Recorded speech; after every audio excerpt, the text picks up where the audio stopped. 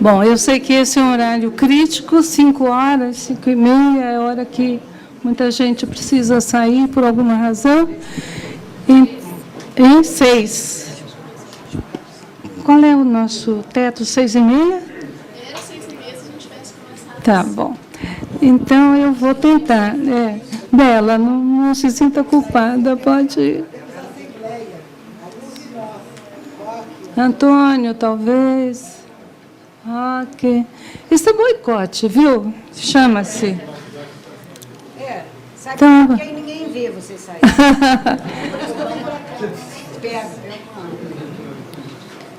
Bem,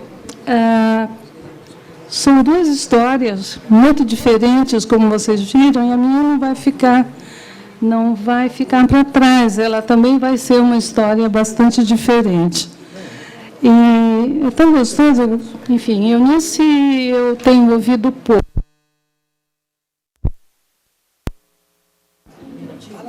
Duas pitadinhas no cigarro e volta. Ah, tá bom, você quer que... Não, o contrário, é viciado. Você vai, eu fico falando. Isso. Ah, tá bom. Eu nem sei porque se eu comecei, eu já aceitei. Duvido. É proibido fumar, Não, ela vai contando.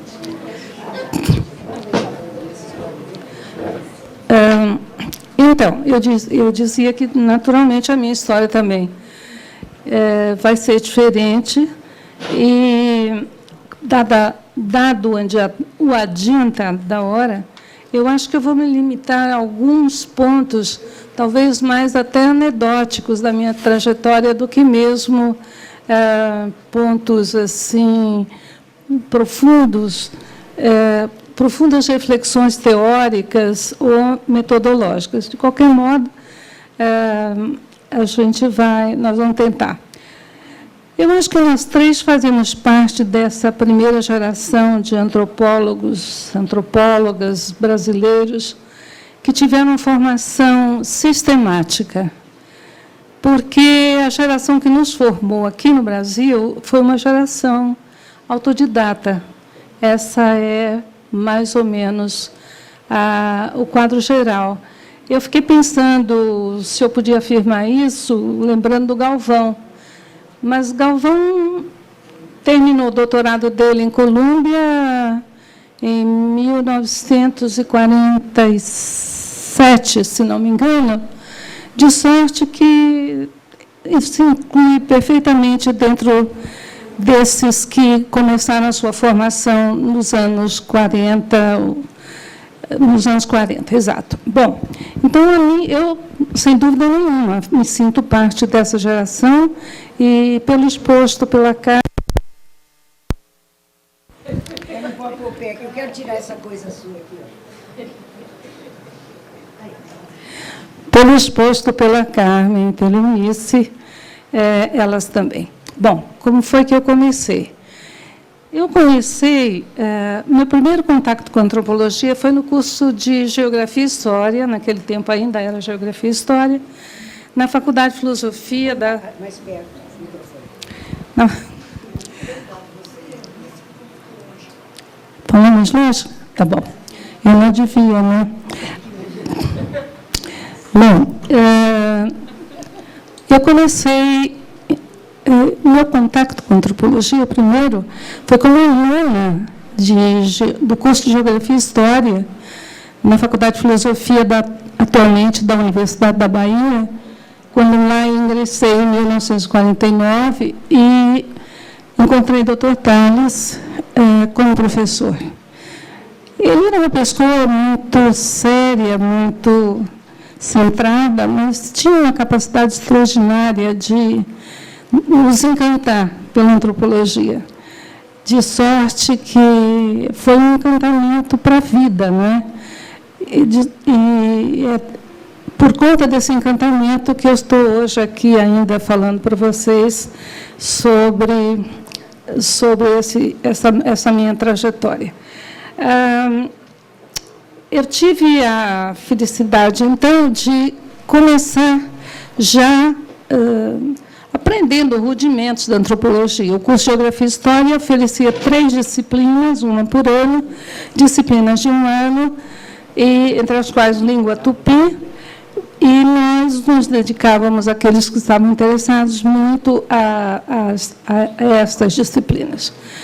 Mas aí eu tive algo mais do que essa oportunidade de contato com a antropologia. Eu tive a felicidade de me tornar auxiliar de pesquisa, ainda na graduação, em consequência de um programa de pesquisas que foi implantado na Bahia, que se chamou Programa de Pesquisas Sociais Estado da Bahia, Universidade de Colômbia, por iniciativa do Dr. Anísio Teixeira, então secretário de Educação e Saúde, e do famoso projeto da Unesco.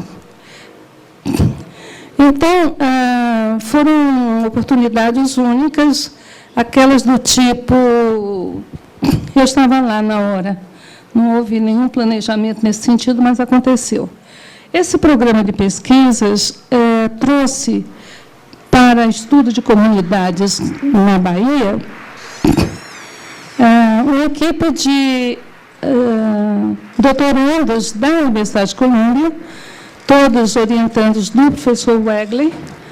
Então, era a própria Colômbia chegando para iniciar, ou, enfim...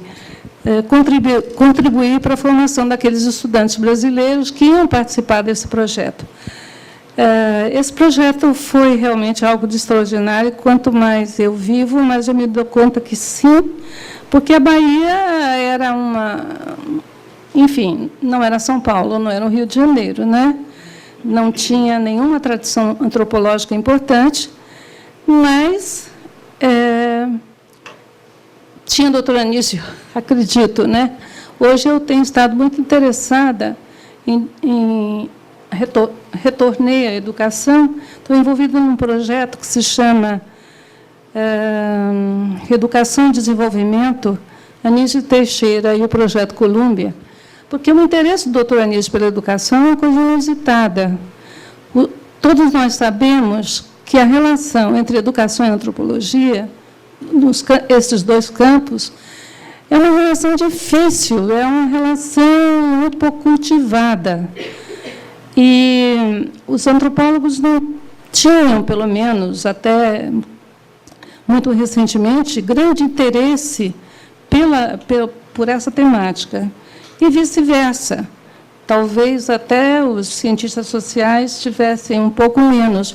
O fato é que a escola, essa educação escolar, ela existia como alguma coisa importante, mas era um domínio à parte, um campo próprio, no qual você não tinha o que fazer, não é? A minha experiência depois, eu já acabei puxando um outro filão, eu mais tarde fui ter essa experiência. E, realmente, é uma das coisas mais fáceis você fazer um trabalho etnográfico numa escola, pelo menos na escola fundamental, nas escolas fundamentais que nós tentamos estudar na década de 50 no Rio de Janeiro. Mas, voltando a essa experiência de pesquisa, eu acho que ela foi realmente fundamental. Imaginem vocês, nós, estudantes brasileiros, alguns da Bahia, na verdade, da Bahia são mulheres, e do Rio de Janeiro, só homens, fomos auxiliar Marvin Harris, na Chapada Diamantina, na comunidade de Rio de Contas, Benjamin Zimmermann, na comunidade de Monte Santo, e Bill Hutchinson, na comunidade, na área do Recôncavo. Olha, vocês, não sei, não dá para imaginar a dimensão do que foi aquele projeto, porque, não só em termos de recursos, havia dinheiro para tudo, esses rapazes foram assistidos da maneira mais generosa que se pode fazer. O projeto foi elaborado, apesar de ter participado de todas as fases, força de expressão.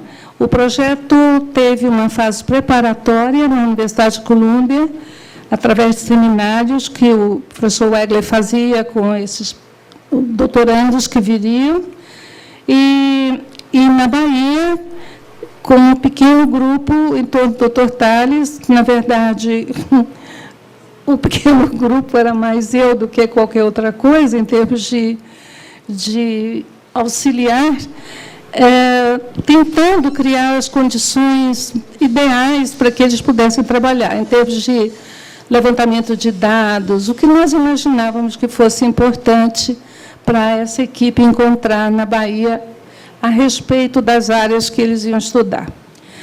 Bom, então, eu fui para o campo em 2 oportunidades, fui para Rio de Contas primeiro, depois fui para Uruçuca, isso em 51, 52, e, nesse mesmo período, eu trabalhei, colhi dados sobre relações raciais para o trabalho do Dr. Tales, que foi um dos encarregados do projeto Unesco, do qual, quer dizer, de cujo trabalho resultou as elites de cor numa cidade brasileira.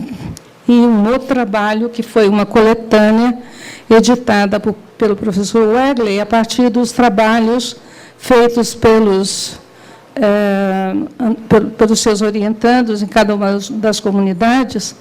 Na verdade, os 2 únicos trabalhos que a Unesco publicou, apesar de ter feito um projeto daquela envergadura. Nós temos aqui eu tenho o prazer de ter orientado uma tese, a primeira, nessa área, em que nós tentamos, eu orientando e ela realizando, a Rosângela, fazer um balanço dos 4 estudos famosos do projeto Unesco, tentando comparar para ver, afinal de contas, o que resultou disso, que conclusões se tirou daquela necessidade, enfim, tão imperiosa de estudar as relações raciais numa área em que elas fossem menos tensas, mais cordiais, etc., etc. Bom, dessas 2 participações, eu fui... Bom, estou fazendo o curso de História, né? Já estou chegando no 3º ano, e aí começou a pintar a possibilidade de eu ir para a Colômbia. Era um sonho, assim, daqueles, não é? Imaginem. Mas, enfim, eu achei que tudo bem, não é? Eu estava na trilha certa. E, como parte desse projeto, eu vim para a Escola de Sociologia e Política, foi quando eu vim para São Paulo, em 52, fazer o que seria o meu 4º ano, porque eu fiz o bacharelato na Bahia e eu precisava de um 4º ano para ser admitida na pós-graduação da Colômbia. Eu vim, foi outra experiência extraordinária, porque, na mesma ocasião, a escola estava envolvida num programa de pesquisas de comunidades no Vale de São Francisco, envolvendo gente da melhor qualidade, e daí... Procópio, Fernando Tenfelder, Esdras Borges Costa, Aparecida Jolie Gouveia, Juarez Brandão Lopes. Horaci Nogueira, não, ele não esteve em nenhuma delas, mas Horaci também já fazia, foi meu professor na Sociologia Política, o trabalho do qual ia resultar Itapetininga, não é? Bom, mas eu tenho que correr para contar um pouquinho dessa minha andança. Daí lá fui para a Colômbia com uma bolsa da CAPES. Vocês hoje têm bolsa da CAPES, não têm ideia de como vocês são uns privilegiados. A minha bolsa da CAPES, concedida em 1953, eu tive o cuidado até de xerocar o documento, ela dizia textualmente, eu que passei a vida iludida, ela dizia que era uma bolsa de 6 meses para fazer estudos de antropologia na Universidade de Colômbia, ponto. Ela não me prometia doutorado, mestrado, nada. Era uma bolsa de 6 meses. Eu e a entourage, Wegley, Tony, Marvin, enfim, eles todos com quem eu havia trabalhado, que achavam que não era possível pensar em outra coisa, né?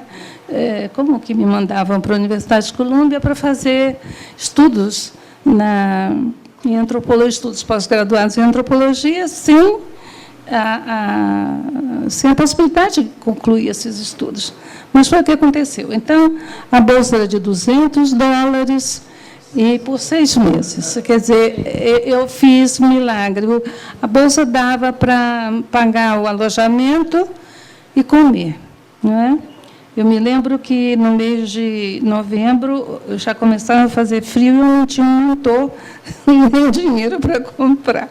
E que eu tomei emprestado e fui pagando depois, aos poucos, porque o frio já era terrível, imagine, em novembro, em Nova York. Tamanha era a bolsa, né? Bom, eu fiz o primeiro semestre, fiz o segundo, foi renovada a bolsa, fiz o terceiro, o quarto, ainda consegui passar um semestre de verão em Chicago, sempre naquela ansiedade, será que eles vão renovar, será que vão renovar?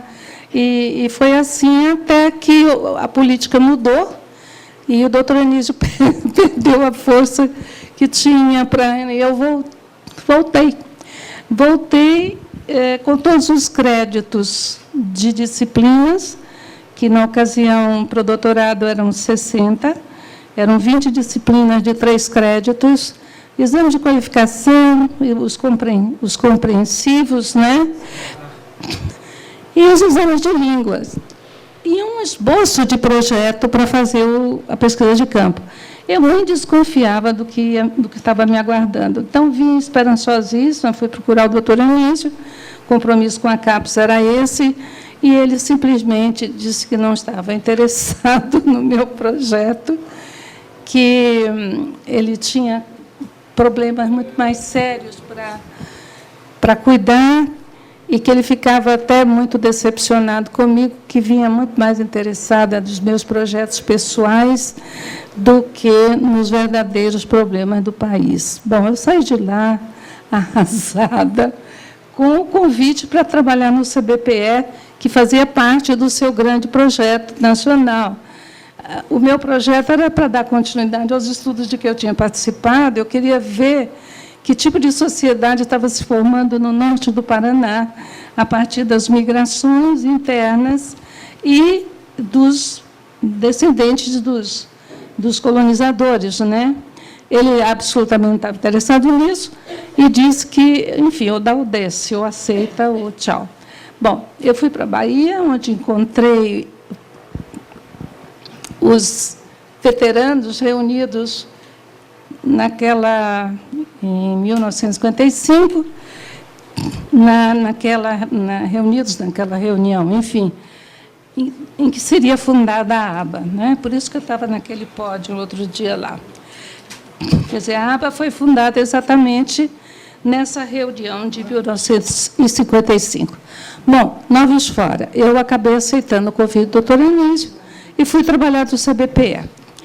Bom, o CBPE foi, sem dúvida alguma, um empreendimento extraordinário na área de educação e de ciências sociais, sobretudo na tentativa de fazer a ponte.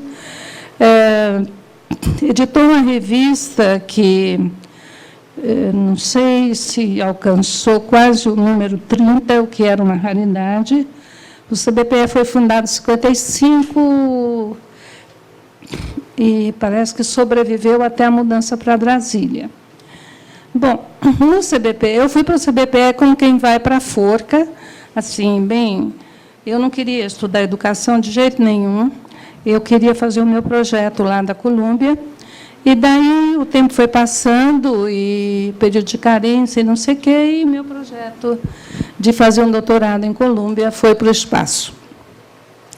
Eu demorei muito para me interessar verdadeiramente pela temática de educação, porque eu estava estudando problemas educacionais porque eu precisava de trabalho, não exatamente porque eu estava interessada em educação. E o primeiro trabalho que me deram, inclusive pela própria condição, não é? Você, quando trabalha no Instituto de Pesquisa, o projeto não é seu, o projeto é do Instituto.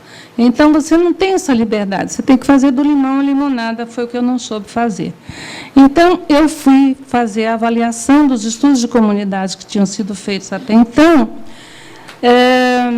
para dizer para o doutor Anísio que importância eles tinham tido para a educação.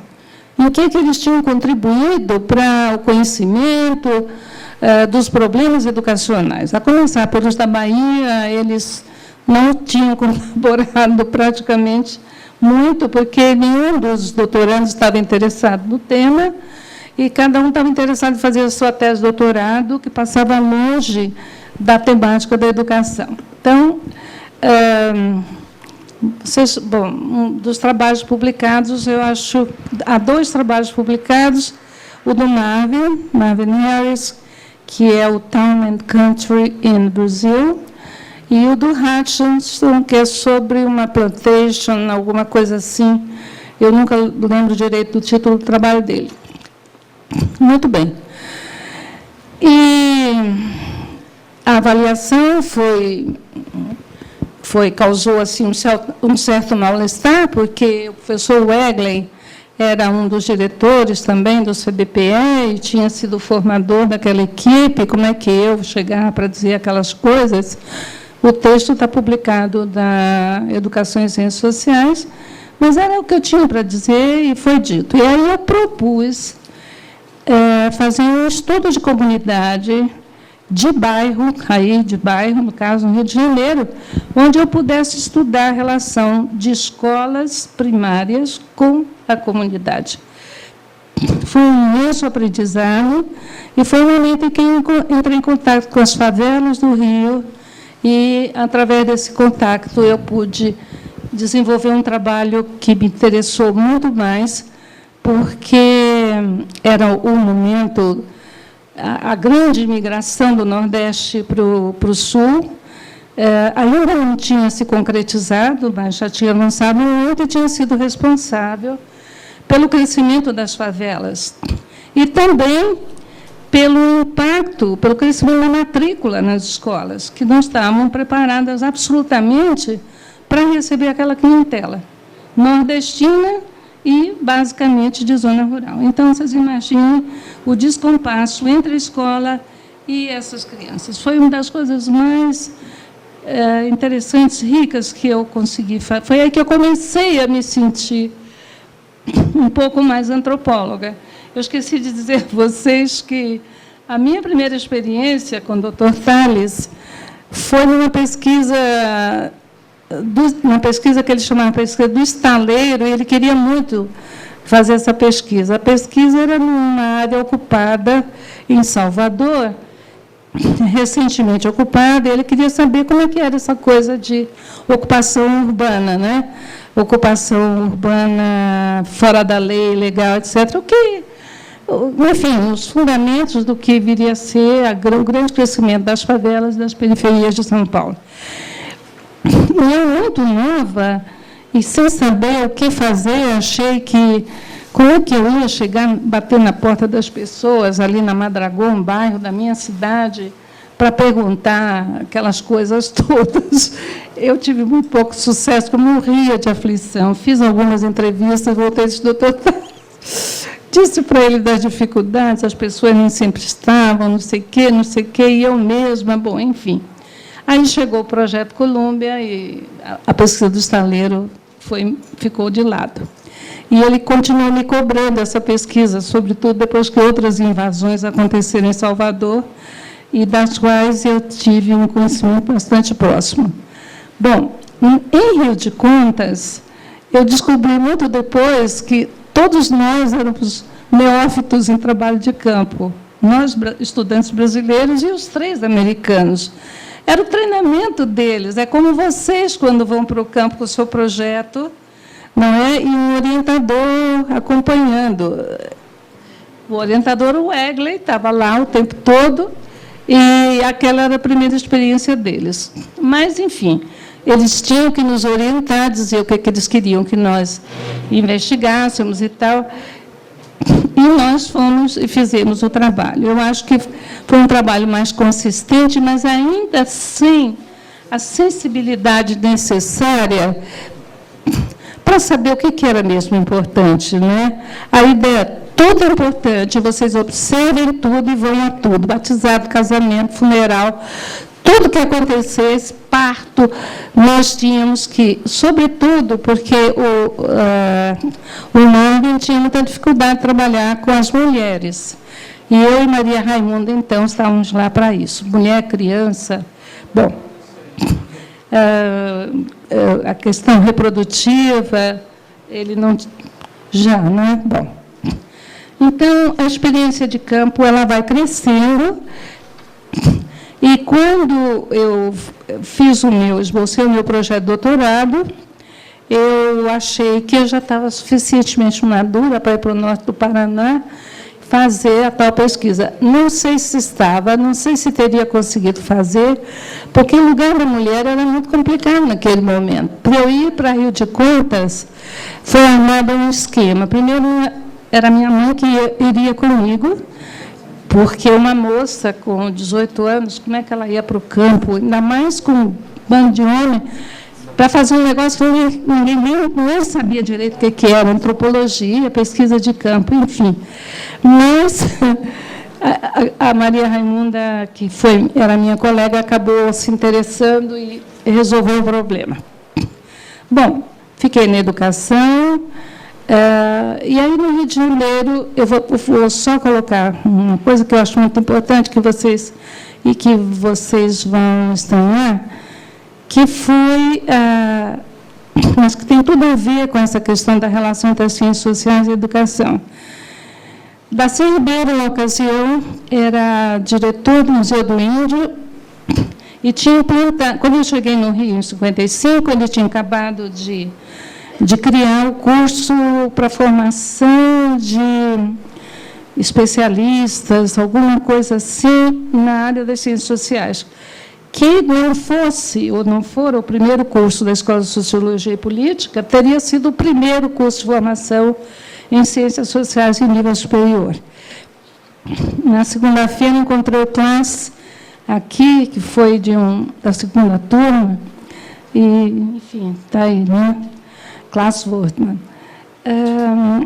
Nós íamos para a casa do Darcy, do fim de semana, assim, Rio de Janeiro era desse tamanho, não era o que é hoje, todo mundo se conhecia, e íamos para lá conversar com ele era, assim, o grande guru, deitava na rede, nós ficávamos em volta, e ele perguntava para cada um de nós, o que você está fazendo? Cada um disse, o Galvão também estava sempre por lá, já tinha voltado. Galvão morava na Tijuca e Darcy do Engenho de Dentro, na Boca do Mato, mais precisamente. Darcy de Copacabana depois do CBPE. Então, quando chegava a minha vez, ele, o que você está fazendo, minha filha? Estou lá do CBPE com a Anísia. Ele falou, o que você está fazendo? Estou pesquisando. Larga isso para lá, educação é uma coisa chata. Larga isso para lá. Olha, juro. Darcy Ribeiro disse isso para mim, não foi uma nem duas vezes. E eu ficava muito desapontada, porque, além de não estudar índio, eu estava estudando educação, que era uma coisa assim, absolutamente desvalorizada. O mundo dá muitas voltas. Darcy teve problemas lá com a SPI e se desligou,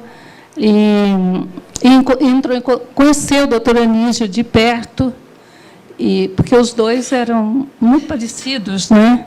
Até na altura, mas guardavam enorme distância um do outro, porque eram duas estrelas, né? Uma na educação, outra no indigenismo. Quando o Darcy quis montar o curso, ele teve que pedir recursos, e foi pedir para a CAPES. Para quem? Para o doutor Anísio. E aí, a CAPES se chamava Campanha de Aperfeiçoamento Pessoal de Nível Superior. E o Anísio deu os recursos para formar esses pesquisadores. Presta atenção, era o Anísio falando. E o que o Anísio dizia? Porque Darcy era um encantador de serpentes. Ele era capaz de fazer você deixar física atômica para fazer antropologia, para estudar índio. Era uma coisa assim, irresistível. Era irresistível, Darcy. Bom, aí ele estava falando dos índios, e não sei exatamente que esfera da cultura indígena, e daí ele disse que ouviu perfeitamente o Anísio dizer, são os gregos. eu disse, está aí, agora deu para entender. Quer dizer, foi por onde eu consegui, porque não tinha nada a ver, era uma coisa que era tão distante da experiência dele.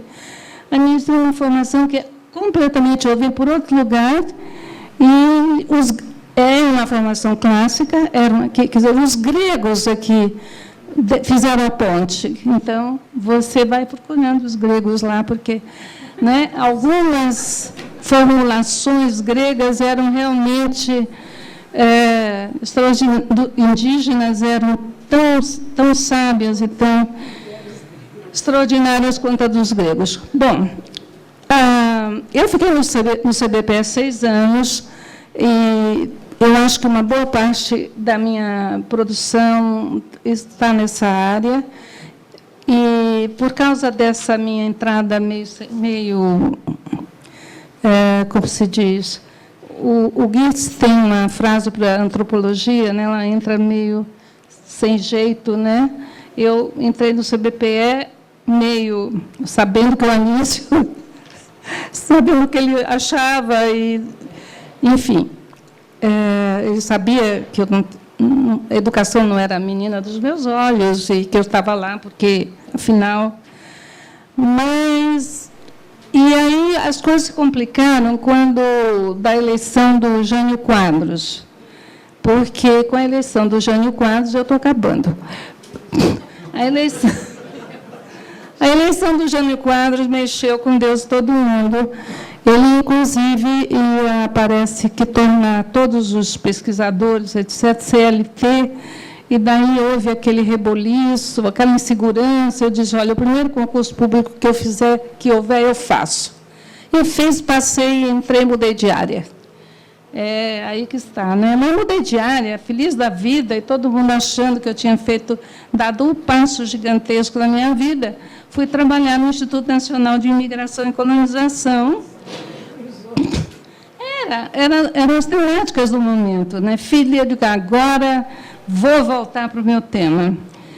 Em pouco tempo, o Jânio caiu, o Jango entrou, e o resto nós sabemos, vocês provavelmente um pouco menos, mas de lá para cá as coisas mudaram completamente. O INIC foi extinto, veio a Superintendência de Reforma Agrária, no auge do governo Goulart, mas aí veio 64 e a Supra dançou e foi criado o IBRA e o INDA. Quer dizer, a temática me atraía muito. Foi o momento em que nós tivemos a reforma agrária. O Estatuto, duas coisas muito importantes: o Estatuto do Trabalhador Rural e o Estatuto da Terra. Mas isso é uma outra história. Bom, eu passei alguns anos lá no... acho que é o último... Foram mudando de nome, né? Depois, o último é o INCRA, e realmente, de campo para pesquisa não existia. Existia uma grande burocracia, se trabalhava muito na área em que eu fiquei, que era o Instituto Nacional de Desenvolvimento Agrário. O de reforma ficou com o pessoal da Revolução. E era para fazer a reforma agrária. E o outro era para fazer ações de desenvolvimento, cooperativismo, cursos, não sei o quê. E eu me interessei pelo treinamento de mão de obra e peguei uma das atividades que eu achei mais interessantes e transformei. Inventei uma pesquisa de acompanhamento e treinamento, porque fazia-se o treinamento agrícola e se esperava que essas pessoas, uma vez treinadas, se inserissem na produção. E eu trabalhei com as diferentes categorias para avaliar depois. Foi o meu doutorado possível, que eu não gosto, cujo... A Carmen foi a parteira, porque precisava de alguém para... naquela época, exercer, de certa forma... Qual era o papel, Carmen? Orientadora. Ela não tem nada a ver com o que eu escrevi, não. entendeu? É uma tese sobre relações de trabalho na sericicultura em São Paulo. Eu gosto de uma parte dela, mas foi aquele momento a que Eunice se referiu, em que ou você tinha formação marxista e tudo bem, ou não tinha e se danava. Eu não tinha. Então,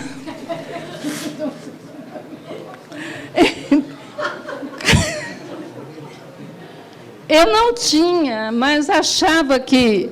Quer dizer, claro, eu fiz uma formação, minha formação foi culturalista, mas assim, descaradamente, não tem como. E era a grande abordagem do momento. Depois é que vem o neoevolucionismo e depois o marxismo para... Então, eu revi a minha posição, porque quando eu fui para a Colômbia, o culturalismo já estava sendo muito criticado.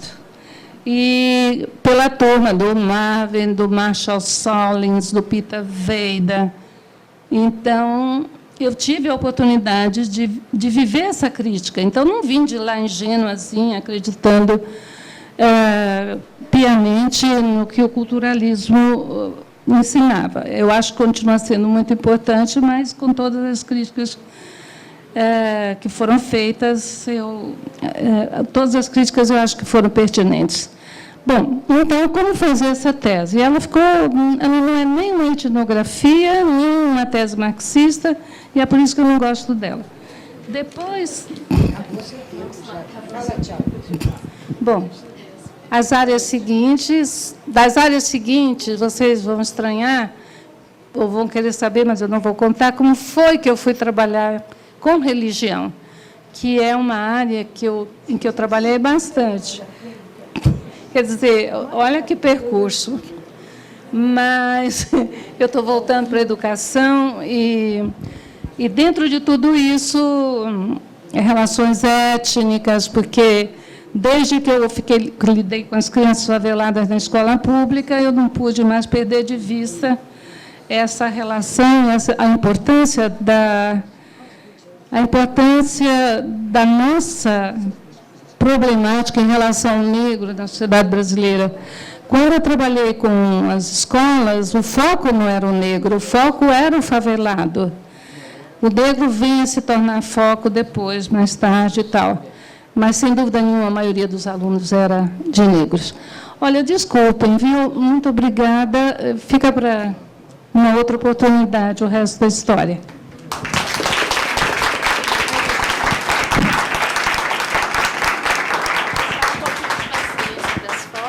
Vocês foram se encontrando. Assim. Nós temos que sair daqui, né? Tem que sair. Vocês podem esperar só um minutinho, vai ser. Se vocês quiserem. Pegou?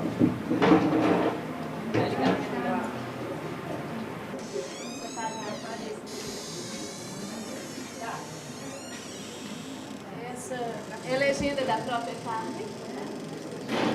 Pode? Pode.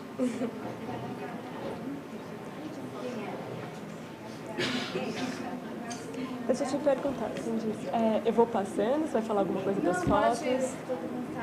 Só passando. Tá legal. Malinovska, né?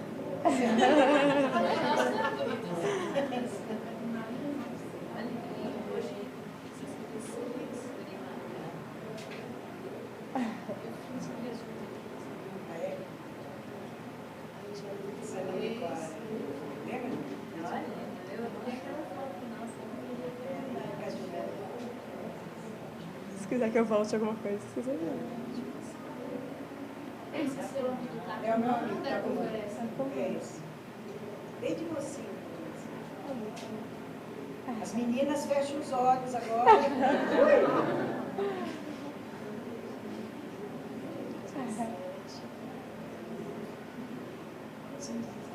Eles e a felicidade.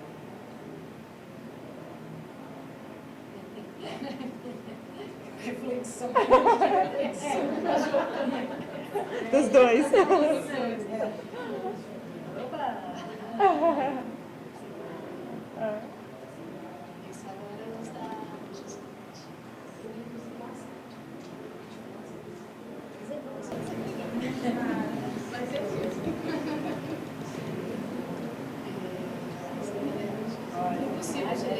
É bacana.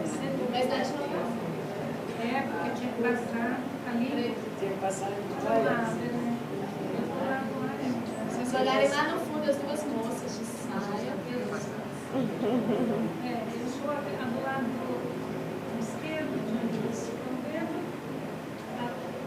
o moço alto que é o Marlon Harris. Nossa, mocinho, cabelo preto, né?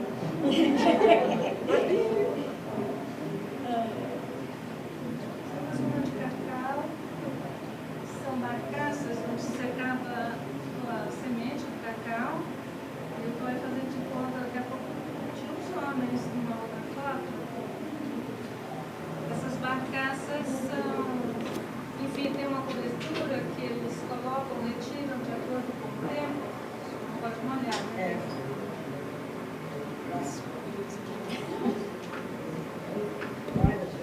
Eu ali no cantinho. Bom, ali a pesquisadora auxiliar de campo ali, no cantinho, fazendo. Ela colhendo. Aí deixando Colômbia. Foto depois dos exames, depois de tudo, quando eu estava vindo, toda esperançosa para cá. Essa aí não é parte do cacau. Não. Essa é galha. É que o físico não. É o bicho da seda. Olha ele aí. Eu não matei barata, mas segurar os bichos não foi fácil, viu? Bom, a passagem pelo messianismo foi muito importante. Foi um desdobramento do interesse pela religião. Aí eu estou entrevistando o pároco de São João del Rei, porque eu me interessei muito pelo fenômeno religioso que se constituiu todo do Tancredo Neves, quando ele esteve aqui, no COR, e segui a população escrevia bilhetes e jogava do túmulo o tempo todo, né? Desde o velório em Brasília até São João del Rei, e eu eu consegui acesso aos bilhetes e depois pude comparar esses bilhetes com aqueles que eles escreveram para o Tancredo dos 3 meses depois da eleição. São muito interessantes porque os pedidos ao presidente eleito e os pedidos enfim, ao intermediário, né? O Tancredo se tornou um mediador do sagrado, né? São muito parecidos. Essa faz parte do período sincretismo. Na igreja do Rosário dos Pretos, a missa de 7º dia da Mãe Menininha do Gantuá. Na missa de 7 anos. Obrigada, que eu disse. Isso aqui são os restos de uma igreja dedicada a Santa Ifigênia, na devoção dos negros, lá no Arraial de Mato Grosso, que foi o lugar onde o ouro foi mais... enfim, foi a comunidade mais importante do ouro daquela região. E como todos os monumentos negros, foi destruída, ninguém sabe o que é. Faça de novo para a professora ver o meu.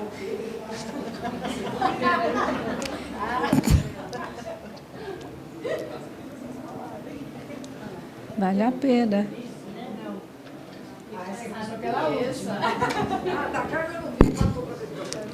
Passa do começo.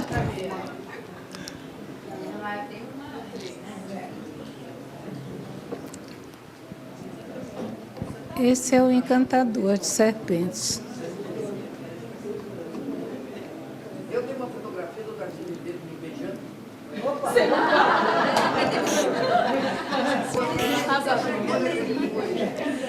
Deram o nome de Tarcísio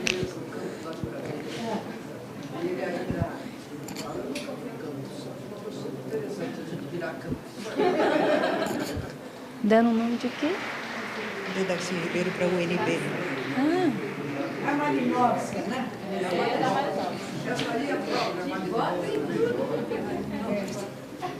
ah, Graciela. Continua, né? Porque, É? né?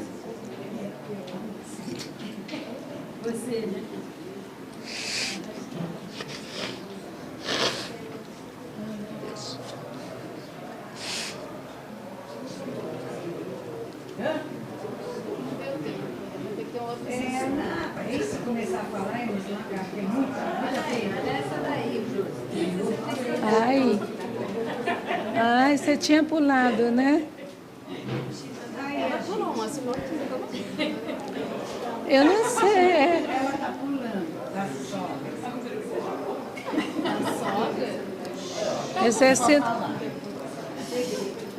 Exercendo censura.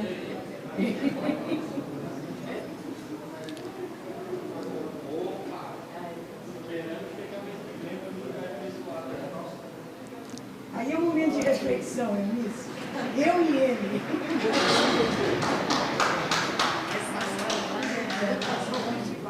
Muito bem.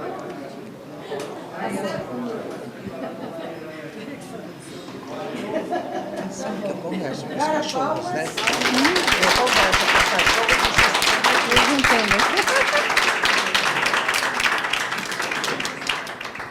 Bom, então, obrigada a todos e especialmente às nossas...